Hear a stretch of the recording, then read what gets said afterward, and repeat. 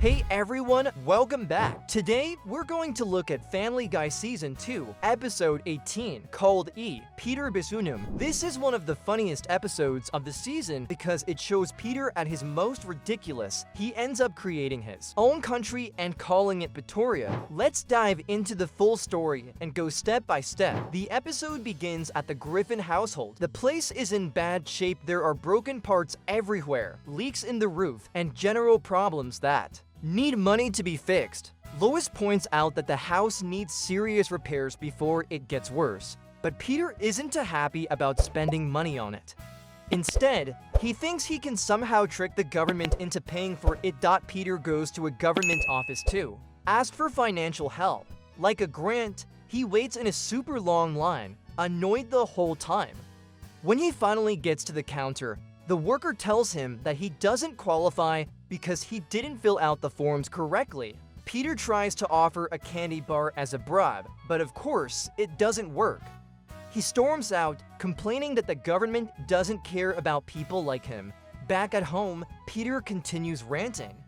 He keeps saying the US government is useless, and that he should just make his own rules. Later, while digging in the backyard, he notices something unusual about the property lines. He realizes their land is technically not registered inside Quahog's official map. To Peter, this means the Griffin house doesn't count as part of the United States. This sparks one of his craziest ideas ever. He decides to declare independence. Peter makes his own country and names it Pretoria after himself. He even designs a flag and a passport, and he calls himself President Peter. Lois is furious and tries to talk sense into him, but Peter is way too excited about the idea.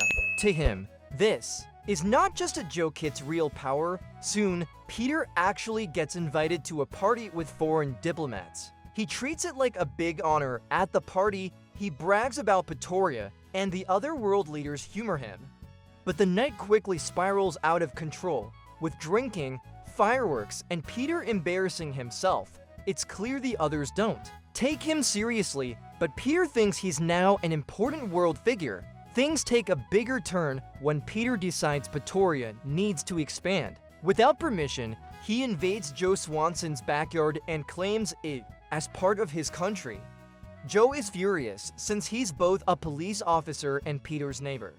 Word quickly spreads and the US government is not happy, but Peter is thrilled. He thinks this proves Pretoria is being treated like a real country. Unfortunately, the US government responds harshly. They cut off all utilities to the Griffin house. No electricity, no water, no cable. The family suffers immediately. Lois, Meg, Chris, and Stewie are miserable living without basic needs, but Peter refuses to give up his presidency. He insists that Pretoria has rights and should be respected. Eventually, Peter even goes as far as declaring war on the United States.